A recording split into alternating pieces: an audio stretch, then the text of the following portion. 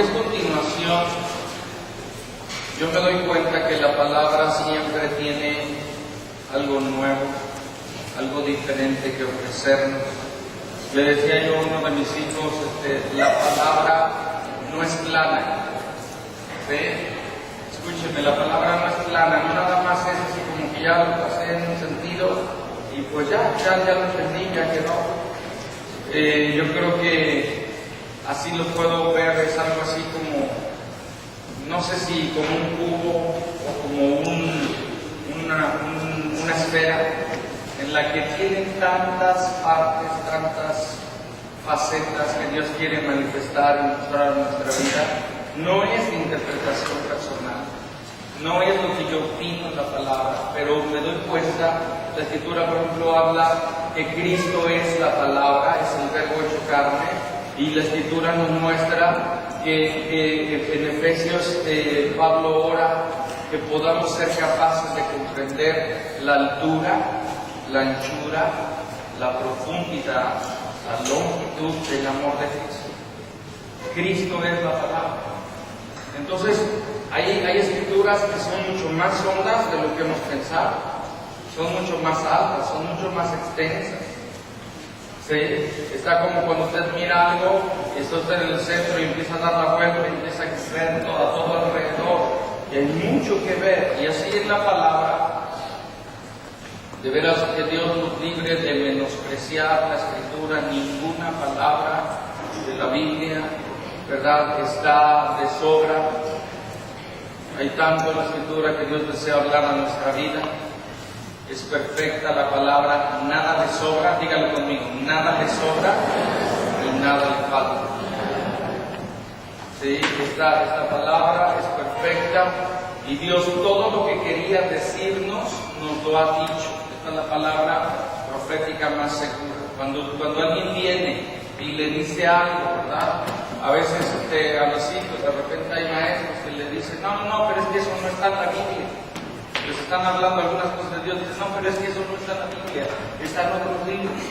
Cuando alguien le diga eso, seguro que es una herejía, seguro que es algo desviado, y nosotros tenemos que estar bien conscientes de qué es la palabra, qué es lo que hemos creído, y bueno, estar alerta, ¿sí?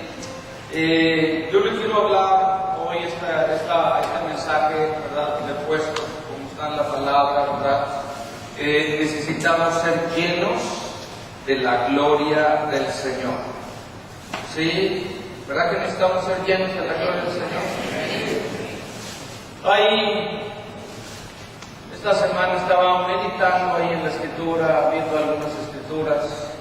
A veces agarro la Escritura y la estoy meditando y siento un impulso como de ya darla, pero otras veces digo, no, tiene que cocerse a fuego lento y estar ahí en un proceso para que podamos verla y todo. Pero necesitamos estar bien conscientes de nuestra necesidad de Dios. Yo estaba pensando y orando y meditando ahí en la palabra y veía, Dios me mostraba de cuántas veces no hemos sido conscientes de que lo necesitamos. Y empezamos a caminar y seguir nuestra vida como si Él no existiera, o de alguna manera nada más considerándolo con nuestros labios, pero no con nuestras acciones. No en una dependencia de Él, donde entendamos que nada sucede si no es que Dios lo permite, lo provoca. Él es hablando acerca de la soberanía de Dios. No se mueve, pero ni una hoja, no se cae ni un solo cabello de nuestra cabeza sin que Él lo permita en ese sentido. Entonces hay mucho que el Señor hace y nosotros necesitamos estar conectados, estar conscientes de lo que Él es, de lo que Él dice, de lo que Él quiere, porque cuando caminamos separados de Él, aunque sea un poquito, pues nuestras vidas se complican, nuestras vidas se enredan, empezamos a tener muchos problemas que Dios nunca pensó que los tuvieran. Entonces, yo quiero ahorita pues, que veamos esta porción de la Escritura, porque nos muestra, ¿verdad?, el sentir y el corazón de Dios a través de un profeta. Este profeta vio, no como todos veían, sino él vio más allá con los ojos de Dios. Dígalo conmigo, con los ojos de Dios, con los oídos de Dios, con el corazón de Dios. Y él vio que las cosas no estaban bien. Algunas veces nosotros, ¿verdad?, podemos pensar que todo está bien, pero si miráramos con los ojos de Dios, pues nos daríamos cuenta si es que esto es verdad o no lo es. Y bueno, algo importante es que no nos engañemos a nosotros mismos, ni permitamos que otros nos engañen, porque puede otra persona venir y decirle, pues estás bien, no te preocupes, cuando Dios nos está llamando a preocuparnos, a orar y a entender que Dios tiene un propósito. Y bueno, mire, este hombre, Habacuc, fue un hombre de Dios que tuvo una carga en su corazón por ver todo lo que estaba pasando. Dice el verso 1 del capítulo 1, dice: la profecía que dio el profeta Habacuc, como ya les decía, es una carga de parte de Dios que Dios había puesto. Y él le pregunta a Dios, dice: ¿hasta cuándo, oh Jehová, clamaré y no oirás? Daré voces a ti a causa de la violencia y no salvarás. Y bueno, yo estaba leyendo acerca de esto y viendo todo esto. Dentro de los profetas, es creo que de los pocos o tal vez el único profeta que le hace preguntas a Dios. Normalmente los profetas hablaban y decían, así dice el Señor, y empezaban a hablar lo que el Señor quería mostrar. Pero Habacuc empieza a hacer preguntas. Y en esas preguntas, ¿verdad?, encuentra respuestas. Aquí yo veo preguntas y luego veo respuestas de Dios. Una manera diferente, pero no era que Dios no creyera que Habacuc no creyera que Dios no oía. Y también no era que Habacuc no creyera que Dios respondiera.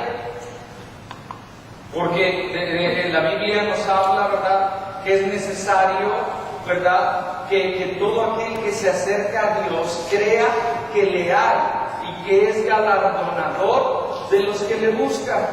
Entonces Habacuc tenía en su corazón, ¿verdad?, una idea, un panorama de quién era Dios. Lo tenía perfectamente claro en su corazón, y por eso es que hace estas preguntas. Dice: ¿por qué? ¿Por qué me haces ver iniquidad y haces que vea molestia? Dice: destrucción y violencia están delante de mí, y el pleito y la contienda se levantan, por lo cual la ley es debilitada y el juicio, dice, no sale según la verdad, por cuanto el impío asedia al justo. Dice: y por eso sale torcida la justicia.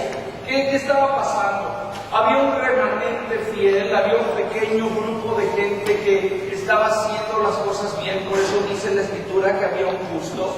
Pero había muchas situaciones que estaban muy mal, no solamente fuera de la iglesia, sino también dentro de la iglesia. Y en medio de todo esto, él dice: no pueden quedar así las cosas. Mire, yo nada más pongo ahí una separación en el libro de Habacuc, y miren de dónde venía, de dónde venían y de qué etapa había venido el pueblo de Dios. Si usted va a Segunda de Reyes, capítulo 22, verso número 3, Segunda de Reyes 22, verso número 3, nos habla acerca de un rey llamado el rey Josías. Habacuc, ¿verdad?, normalmente había un rey y también había profetas que estaban al lado o de alguna manera en la etapa en la que estaban esos reyes. Y Habacuc estaba como un profeta en lo que estaba en la etapa de ese rey. Y la Escritura dice que en medio de todo esto, no le voy a leer todo, pero usted lo puede ver, que en medio de todo esto, en cuanto a Josías, empiezan a ver el templo, empiezan a revisar, empiezan ahí y se encuentran con la palabra de Dios. se encuentran con los rollos de la ley. Y cuando Josías oye lo que decía la palabra y lo checa con lo que estaban viviendo, porque la palabra de Dios es un espejo, lo checó, dijo, no me concuerda. Es más, trajo una angustia a su corazón diciendo, hemos pecado, nos hemos desviado, y rápidamente dice la Escritura que cuando él oyó, juntó ahí al pueblo y todo, y les dijo, escuchen esto porque nos hemos desviado. Y no solamente escuchó, dígalo conmigo, no solamente escuchó, sino también actuó, y lo que hizo fue empezó a hacer reformas ahí, alinear a todo a la palabra de Dios. La Biblia dice que Josías celebró la Pascua. Durante mucho tiempo no celebraban la Pascua. ¿Qué es la Pascua? Ahora el pueblo de Dios Dios les mandó que recordaran que un día Dios los había sacado de Egipto a través de lo que es ese cordero. Si ustedes recuerdan, en Éxodo 12 la Biblia dice que a través de ese cordero que sacrificaron por familias y que untaron la sangre de ese cordero en todas las puertas y ventanas. Y esto era algo que el pueblo de Dios no tenía que olvidar, y lo habían olvidado, se habían apartado, se habían alejado. Entonces Josías manda y se celebra la Pascua del Señor. Empiezan a volverse hacia Dios, hacia su palabra, hacer lo que tenían que hacer. La Biblia dice en el verso 24 del capítulo 23, dice: asimismo barrió Josías a los encantadores, adivinos, terafines y todas las abominaciones que se veían en la tierra de Judá y Jerusalén, para cumplir las palabras de la ley que estaban escritas en el libro que el sacerdote Hilcías había hallado en la casa de Jehová. Y dice la Escritura: y no hubo otro rey antes de él que se convirtiese en Jehová de todo su corazón y de toda su alma y de todas sus fuerzas, conforme a toda la ley de Moisés, ni después de él nació otro igual. Entonces, imagínense lo que había pasado, que Habacuc fue testigo. Había sido un mover de Dios tremendo, había sido algo sucediendo tremendo, y después de eso, ¿saben quién fue el que reinó? Hubo otros que reinaron, pero dice ahí 3 meses, y dice que hicieron lo malo, nuevamente hicieron lo malo. Pero después de este Josías, quien siguió fue Nabucodonosor. No sé si haya leído en la Biblia quién era Nabucodonosor. Pero Nabucodonosor fue uno de los reyes más tremendos, un rey babilonio, persa, bueno, ahí metido ahí. Fue un tiempo tremendo donde pasaron cosas terribles. Y Habacuc está en medio de estos dos diciendo: ¿hasta cuándo algo pasará? Porque él había visto lo que había sucedido por un hombre que se había convertido de veras al Señor.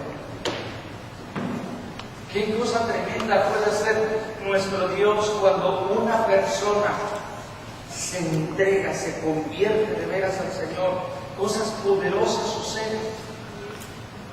Y ahí estaba, pero lo que estaba por venir, la Escritura dice, el profeta está viendo y dice: es que está tremendo lo que está pasando. Parecía que Dios no estaba haciendo nada.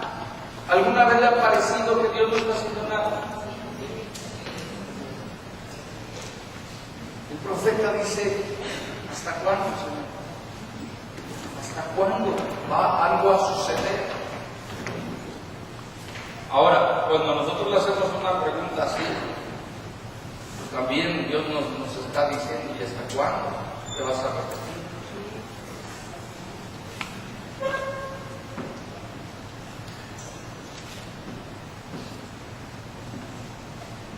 ¿Hasta cuándo va a cambiar lo que tiene que cambiar, que yo ya he hablado, que yo ya te he mostrado, que ya ha sucedido en tu vida? Y la respuesta de Dios, ¿sí? Regresando otra vez al libro de Habacuc, regrese por favor al libro de Habacuc. La Biblia dice en el verso 5 dice, viene la respuesta de Dios. Primero fue la pregunta, ahora viene la respuesta de Dios. Dice, mira entre las naciones y ve. Mirad entre las naciones y ve. Y asombraos, dígalo conmigo, y asombraos. Porque haré una obra en vuestros días, que aun cuando se os contare, no la creéis. Ahora miren, nosotros si sacamos este verso, nada más ahí de la palabra nos decimos, wow, qué tremenda palabra. Y quiero decirle que son buenas noticias para los que aman a Dios, para los que se arrepienten, pero también Dios estaba hablando, fíjese bien en este verso, que lo que Él iba a ser algo que nadie había imaginado, que nadie había entendido y aunque nadie pensaba que pudiera suceder. ¿Sabe qué iba a pasar? Dios iba a permitir que se levantara un pueblo como los babilonios, un pueblo injusto, un pueblo perverso, para venir contra Judá, para traer juicio de parte de Dios, porque no se habían arrepentido. Cuando yo estaba viendo esta escritura, y hoy en la mañana y ayer y en la semana, cuando dice que la tierra será llena de la gloria del Señor, porque eso es otra cosa que Dios, ahorita les voy a mostrar. Qué tremendo es que Dios venga y Dios se manifieste y venga con su amor y su presencia y cosas tremendas sucedan. Venga arrepentimiento al pueblo de Dios. Pero también que la tierra sea llena de la gloria del Señor era que nuestro Dios glorioso, nuestro Dios soberano, nuestro Dios todopoderoso iba a juzgar a quien se había negado a voltearse a Él. Ahora yo sé que esto así como que nadie dice amén, ¿verdad? No, yo sé que no. Tenemos que tener temor de Dios en nuestras vidas. Ahorita yo le voy a mostrar porque Habacuc dice que oyó la palabra de Dios y tembló. Ojalá nosotros pudiéramos oírla y temblar. Dice ahí el verso 7, formidable es y temible. De ella misma procede su justicia y su dignidad. Sus caballos, hablando de sus enemigos, dice, serán más ligeros que leopardos, más feroces que lobos nocturnos, y sus jinetes se multiplicarán, y vendrán de lejos sus jinetes, y volarán como águilas que se apresuran a devorar. En ese tiempo yo estaba leyendo, cuando ellos hablaban de águilas, más que nada se referían a un tipo de como sopilote, que iba a venir a comerse los cadáveres y todo lo que ahí estaba. Entonces, en medio de todo esto, el profeta dice, no puede ser que esto esté, o que esté sucediendo. Y él empieza, verso 12, dice, ¿no eres tú desde el principio, oh Jehová, Dios mío, Dios santo?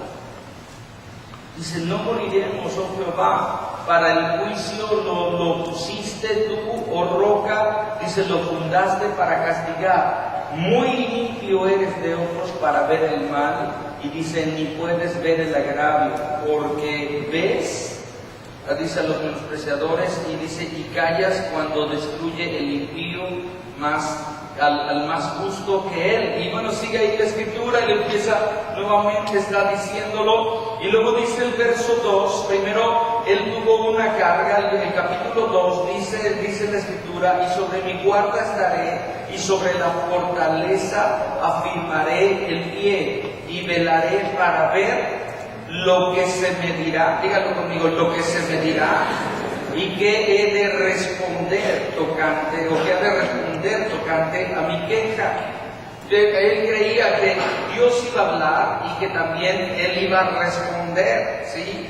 Y ante su respuesta viene una sumisión de parte del Señor y de parte de nosotros hacia el Señor. Y dice el verso 2 del capítulo 2, dice, Jehová me respondió y dijo, escribe la visión y declárala en tablas para que corra el que leyere en ella.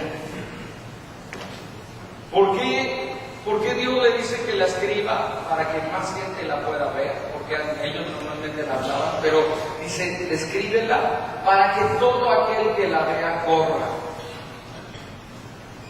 Podían correr en dos direcciones. Una, a obedecerla.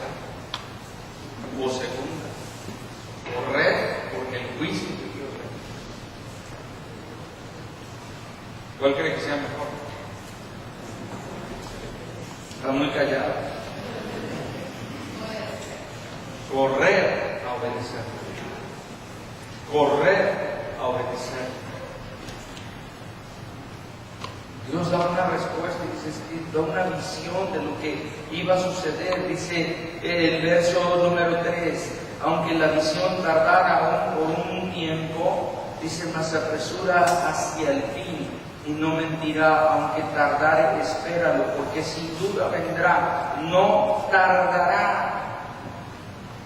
Mucha gente se desespera. Dígalo conmigo, se desespera. Dígale a la persona que está a tu lado, tú eres esa persona. Muchas veces nos desesperamos porque, por un lado, vemos que el impío, ¿quién es el impío? El que no conoce a Cristo, el que no tiene piedad. Los que andan haciendo lo malo, que se levantan en la mañana a hacer lo malo, se acuestan haciendo lo malo. La gente que no conoce al Señor.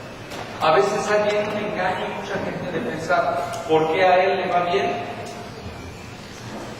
¿Y por qué a mí, que estoy queriendo hacer lo bueno, no me está yendo tan bien? ¿Alguna vez has preguntado esto? Sí, no se haga. Sí, no se haga.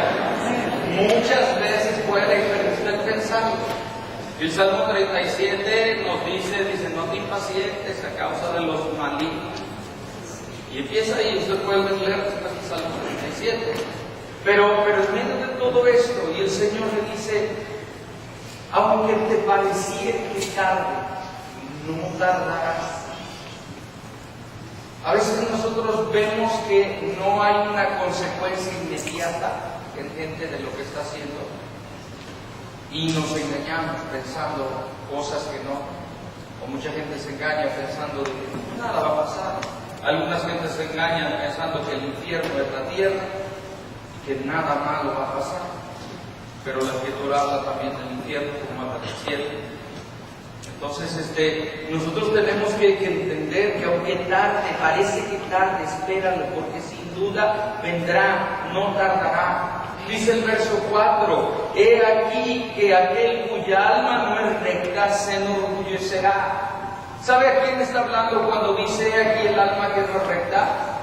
Está diciendo los babilonios se enorgullecerán de sus carros, de sus caballos, de su éxito militar, porque van a venir y van a arrasar con todo.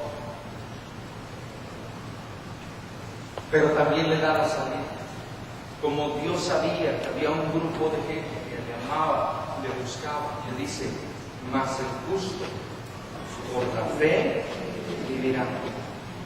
Esta palabra, más el justo por la fe vivirá, es una palabra tan tremenda, tan extensa. A Martín Lutero le voló la tapa de los sesos. Y tiempo después, ¿verdad? Todo lo que es la reforma, ¿verdad? La gente, de alguna manera, cuando se saludaban o venían, ¿verdad? Este verso era el lema, de alguna manera, de ellos, porque pues, empezaron a entender y ver que era a través de la fe en Jesucristo que podían ser salvos, no era a través de los ritos, tradiciones, costumbres que la iglesia les había dicho, por las cuales podían ser salvos, no era a través de las indulgencias que ellos compraban, ¿verdad? Donde decían, bueno, yo te voy a dar un certificado en el que tú estás ya, tienes entrada al cielo, VIP, directo, ¿no? En medio de todo esto les dice, no es así, es a través de la fe en Jesucristo. Pero miren, esta porción de la Escritura tiene 3 partes. Dice, más injusto, habla de la justicia, habla de la fe y habla del vivir. Se lo voy a decir, pero bien rápido esto, porque me llevaría a otro mensaje. Primero, el que tiene verdadera fe camina en la justicia de Dios. En la justicia de Dios. Dios la ha justificado no por sus obras, sino por la fe, pero camina en la justicia de Dios. Lo segundo, camina a través de la fe. La fe es lo fundamental en su vida. A través de la fe, la victoria viene en su vida. Su fe determina su manera de vivir. Y bueno, es extenso todo. Primero la justicia, después es la fe. Y lo tercero que viene ahí dice que vivirá, florecerá, tendrá la vida abundante, la vida diferente que Dios quiere darnos. Entonces este verso es tremendo porque nos habla de donde primero uno está en Romanos y así sucesivamente 4 veces aparece en la Biblia. Esta es la primera y luego 3 veces en el Nuevo Testamento. Y habla acerca de la justicia, habla acerca de la fe y habla acerca de esa vida abundante que Dios quiere darnos. Y le dice, mira, las cosas no, tal vez se van a poner un tanto difíciles, pero tú, a través de la fe, vas a tener la victoria. Ahora yo quisiera decirle, ¿verdad? Ahorita, que saliendo de este lugar todos sus problemas ya están solucionados. Sería un gran mentiroso. Porque Dios nunca ha prometido que no tendríamos problemas o dificultades. Si alguien le dijo, ¿verdad?, que así era, pues le engañaron, perdón. Dios no promete que no tengamos pruebas, que no tengamos dificultades. Lo que Dios ha prometido, que Él estaría con nosotros y nos daría la victoria en esas pruebas y en esas dificultades. Amén. Porque algunos dicen, no, pero es que yo pensé que no iba a tener problemas. Una parte de esos problemas vienen a solucionarse porque hay muchos problemas que son una consecuencia de nuestro pecado. Hay mucha gente que está en problemas bien graves, pero ha sido por su pecado, por su desobediencia, por andar metido en cosas que no debía. Y ahí está la consecuencia, porque el pecado trae consecuencias. La Biblia dice que la paga del pecado es muerte. Entonces ni le juegue por ahí. Pero hay otro tipo de problemas que vienen por hacer lo bueno, que vienen por caminar en la justicia, que vienen por obedecer a Dios.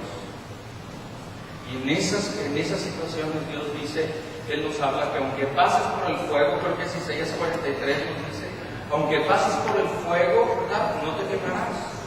Aunque pases por las aguas, no te hundirás. Entonces el Señor está ahí obrando, está manifestando, se está hablando, está diciendo, a través de la fe tú tienes la victoria. Yo quiero decirle, a través de la fe del Señor, usted tiene la victoria. En toda situación, en toda situación. Yo ni siquiera sé cuál sea su problema en este día. A lo mejor algunos lo puedo saber, pero la mayoría ni sé cuál es el problema.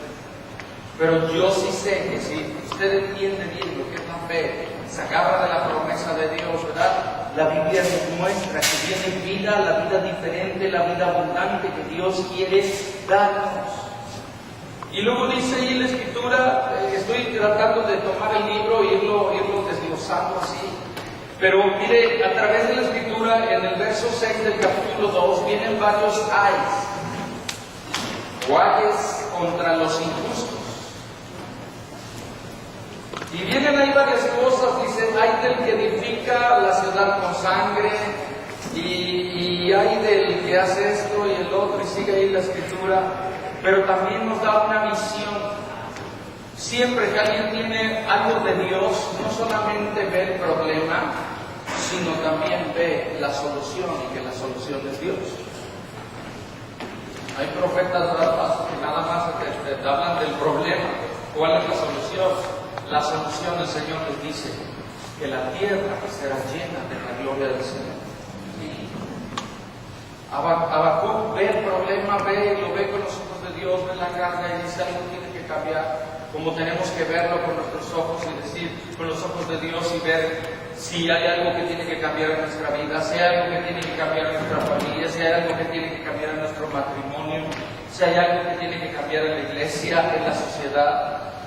Y la promesa de Dios le dice, yo voy a llenar la tierra con el conocimiento de la gloria del Señor. En otras palabras, lo que yo voy a hacer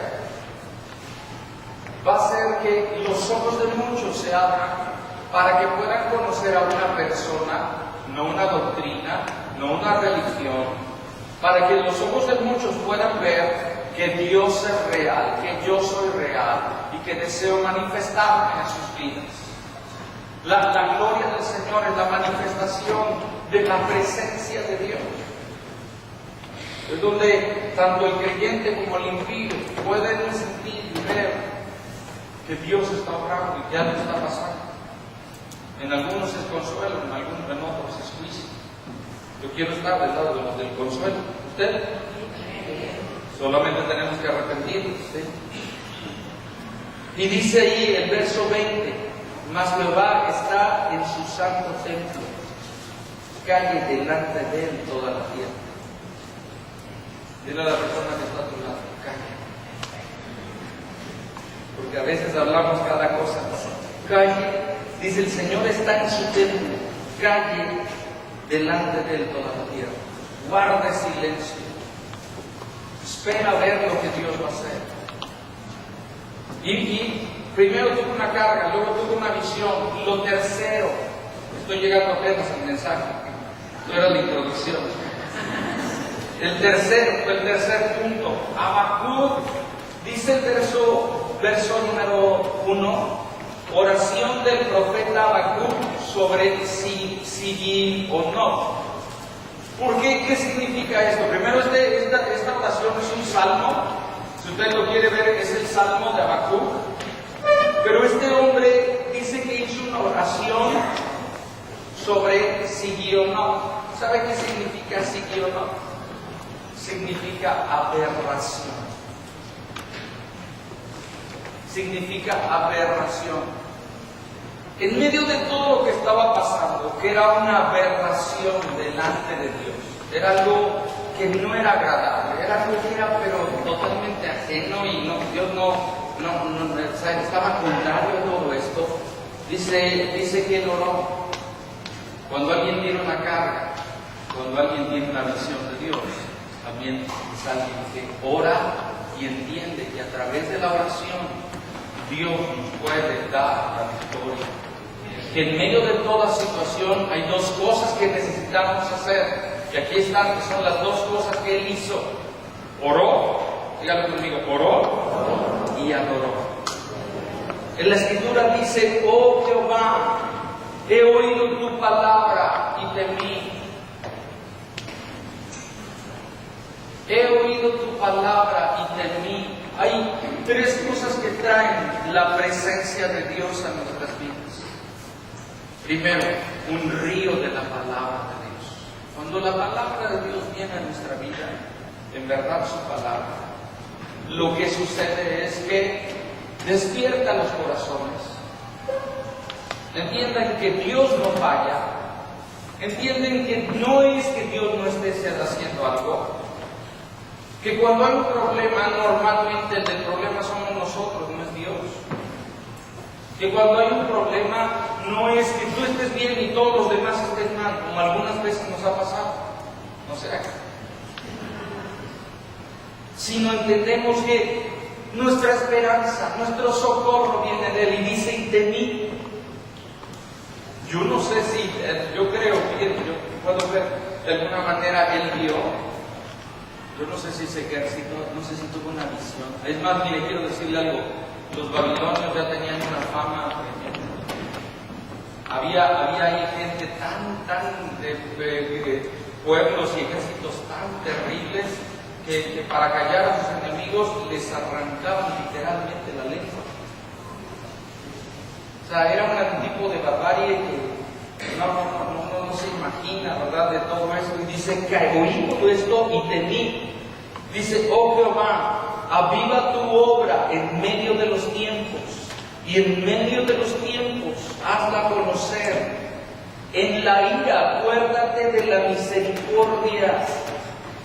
Miren lo que está diciendo ahí. Él está diciendo, Señor, yo he oído lo que tú hiciste desde el principio. Yo he oído cómo abriste el mar en mí para que pasara un pueblo infiel. Yo he oído cómo alimentaste a un pueblo ingrato en medio del desierto, dándoles pan del cielo. Yo he oído que tú les diste agua de la roca. Yo vi lo que sucedió cuando Josías se convirtió de veras al Señor y vino un mover de Dios tremendo. Y le dice él, en medio de los tiempos hazla conocer. ¿Sabe por qué dice en medio de los tiempos? Está diciendo en este momento. En este momento, en esta etapa, en esta situación, aviva tu obra, Señor.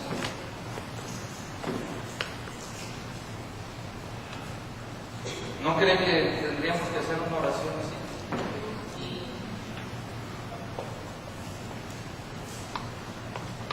Qué tremendo, ¿verdad? Porque él estaba diciendo, Señor, vuelve a hacer lo que tú has hecho. La Escritura dice que Él es el mismo. Él es el mismo ayer, Dios y por siempre. La Escritura dice que Él es el Alfa y Él es la Omega. Él es el principio, Él es el que provoca, el que hace que las cosas sucedan, como también Él es el que las lleva a concluirlas.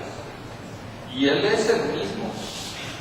Y le dice, Señor, aviva tu obra, aviva aquí hoy, aviva Judá. Él estaba profetizando a Judá. El pueblo de Israel se dividió entre Judá y lo que es Israel, ¿verdad? Y este pueblo le estaba diciendo, Señor, que lo vuélvelo a hacer. Da a conocer, dice, en la ira. Acuérdate de la misericordia. Yo lo que le estoy diciendo tal vez ya la ha puesto medio nervioso, ojalá. Pero escúcheme bien, dice la Escritura, él también sabía que en medio de la ira del Señor también está su misericordia. Y le dice, Señor, en tu ira acuérdate de la misericordia. Dice el verso 3, Dios vendrá de Temán. Es un nombre un tanto raro, pero algo que significa es viento, como el viento. Dice, Dios vendrá como el viento y el santo desde el monte de Parán. Lo que había pasado es que Dios en el monte Sinaí se había revelado a su pueblo. Habían visto su gloria. Lea usted en el libro de Éxodo cuando habla acerca del monte Sinaí. Ellos habían visto su gloria, pero no habían querido confiar. Aún yo digo, ¿por qué pasó? ¿Por qué Josías hizo tanto? Y luego dice que el rey que se levantó duró solo 3 meses en su reinado, pero dice, y volvió a hacer lo malo delante de Jehová. Porque Josías hizo una reforma, tiró altares, tiró cosas que estaban mal, pero la obra en los corazones solamente Dios la puede hacer. Y se pueden tirar altares, pero si los altares siguen en el corazón, al rato se vuelven a levantar. En medio de todo eso le dice, Señor, yo sé que el Señor vendrá. Dice, y su gloria cubrió los cielos, ¿sí? Y la tierra se llenó de su alabanza. ¿Pueden pasar ahí con el piano, por favor? La Biblia nos dice, su gloria cubrió los cielos. Antes de esto dice Selah. Cuando en la Escritura usted encuentre esa palabrita Selah, que la va a encontrar mucho en el libro de los Salmos, significa cállate y medita. ¿Qué significa? Nos hace falta mucho eso. Dice ahí que así era como un alto, además de que era un alto, porque este salmo, usted ve al final, dice al jefe de los cantores sobre mis instrumentos de cuerdas. O sea, no era un canto, pero era también una oración. Hay momentos donde hay oraciones que son cantadas, que es algo ahí tremendo ahí sucediendo. Y dice la Escritura, su gloria cubrió los cielos y la tierra se llenó de su alabanza. ¿Queremos que la gloria de Dios cubra los cielos y la tierra? Pregunto, ¿queremos que la gloria de Dios cubra cubra los cielos y la tierra, no ahí está el problema, Queremos que nuestro país se cubra de la gloria de Dios. Nuestra familia, nuestras vidas, nuestro matrimonio. Dice la Escritura, la tierra se llenó de su alabanza. La tierra se llenó de su alabanza. Cuando alguien le cree a Dios, espera como esperó Él, ora como lo es, pero también adora como aquí nos estamos dando. ¿Sabe qué significa que Él esté adorando? Está diciendo, yo sé que tú lo vas a hacer, Señor. La Biblia habla en el libro de Cantares y dice, el tiempo de la canción ha llegado.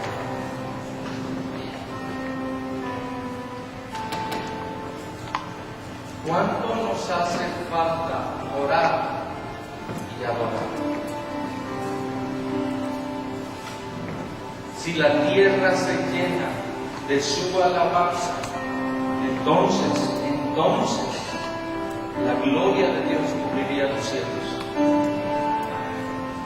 Y cuando me refiero a alabanza, no es solamente cantar. David entendió esto tan tremendo. David dijo, es necesario que de día y de noche estemos alabando al Señor, y levantó un ejército de gente que lo único que iba a hacer tanto de día como de noche era alabar y adorar al Señor. Le entendemos y decimos, Señor, alzamos las manos y decimos, Señor, te doy gloria, te doy honra. Creo que, aunque no veo nada, creo que tú lo vas a hacer, ahorita va a ver. Pero miren, todo esto ahí, y cuando habla de adoración, está hablando de adorar con nuestra vida. Dígalo conmigo, adorar con nuestra vida, adorar con obediencia, adorar con entrega. A veces decimos, Señor, mis bienes son tuyos, pero eso no es verdad. Porque cuando se trata de dar, entonces son tuyos y no de Él. Pero eso ya se extraña. Dice la Escritura ahí, y dice, y el resplandor fue como la luz, rayos brillantes salían de su mano, allí estaba escondido su poder. Mientras oraba, mientras adoraba, ¿ha visto cuando se empieza a tronar el cielo? Y de repente están medio flachazos ahí, rayos ahí. ¿Y qué dice? ¿Qué dice? Va a llover, y va a llover bastante fuerte. Esto es lo que vio. Dice que rayos brillantes salían de su mano. Allí estaba escondido su poder.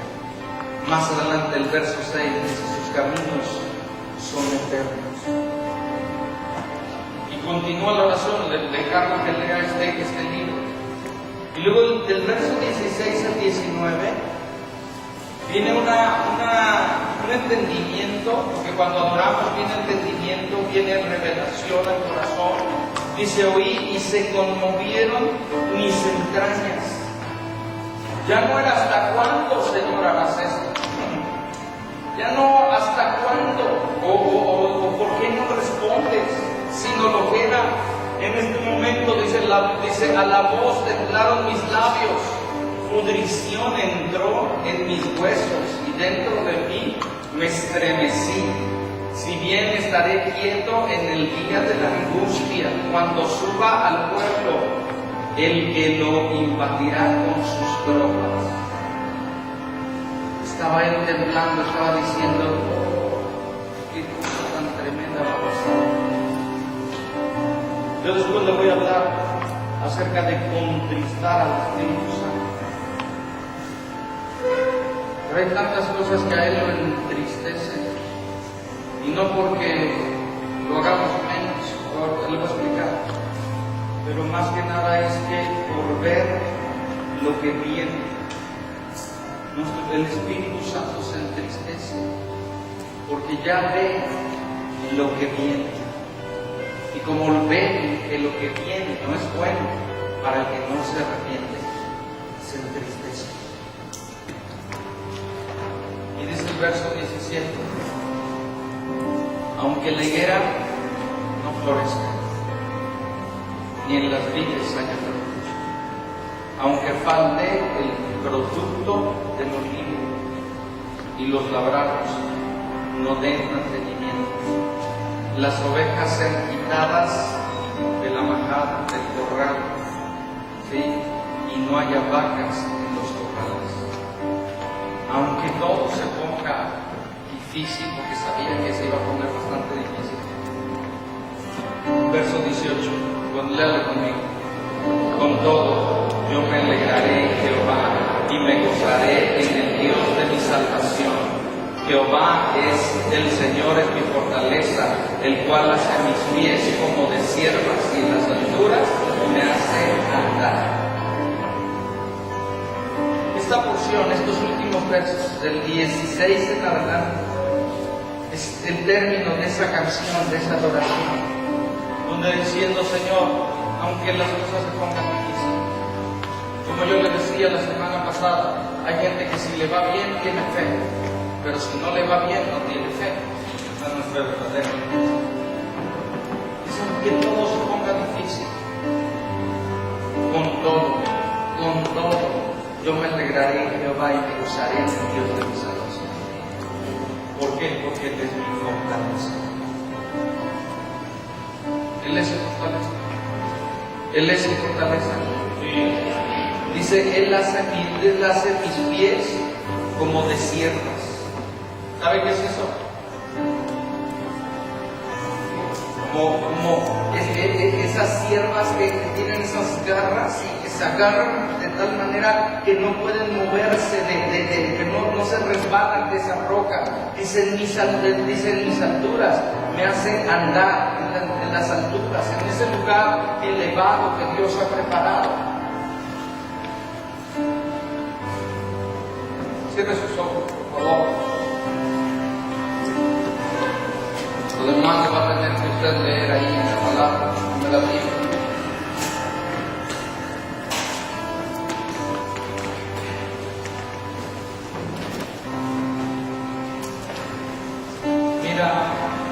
Mira tu vida, mira tu familia, mira tu matrimonio, mira tu iglesia, mira tu nación. Mírala con los ojos del Señor. Mírala con su mirada.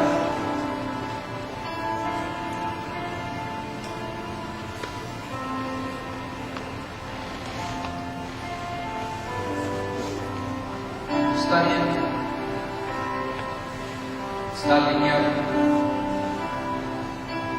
Eres ese remanente justo, pequeño remanente justo, que no se desvió.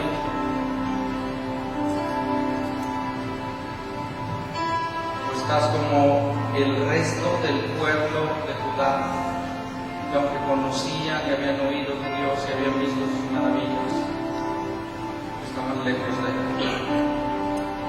Estaban lejos, estaban alejados, estaban indiferentes, estaban necios, oyendo profetas falsos que les decían: estás bien, pues no pasa nada, las cosas algún día cambiarán, cuando deberíamos de arrepentirnos y venir delante del Señor. No esperes a oír la palabra que diga: he aquí yo haré una obra en vuestros días, que aun cuando la creyeren, o cuando la oyeren, no la creerán.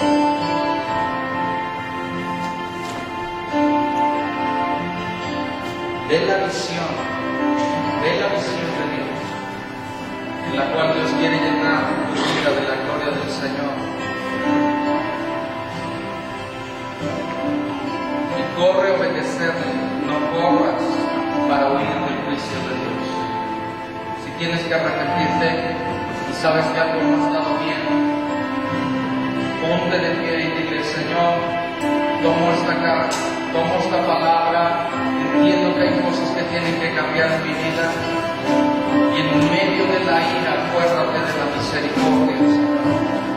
En medio de todas estas situaciones, Señor, acuérdate, acuérdate, acuérdate, acuérdate, acuérdate, acuérdate. Gracias, Señor, gracias, precioso, precioso, precioso. Y arrepiéntete delante del Señor, arrepiéntete, ven delante